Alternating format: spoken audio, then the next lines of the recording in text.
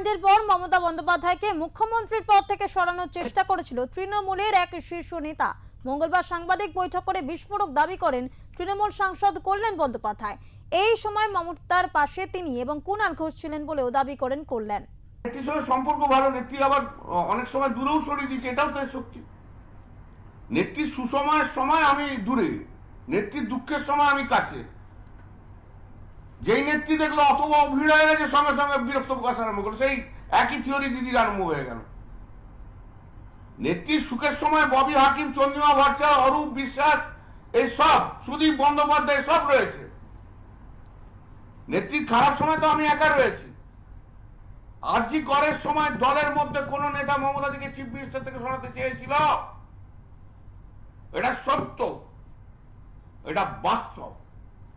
সে বাস্তবকে যদি না মানতে হয়, সেদিনকে আমি আর কুণাল দিদির পাশে ছিলাম, আর কেউ ছিল না। তুমি ধরে নাও, যা আছে আছে, তুমি বুঝে নাও। সব কথা তো আমাকে বলতে হবে এমন তো কোনো কথা বলার নেই। যাদের যা যে চিফ মিনিস্টার হওয়ার শখ ছিল, তারা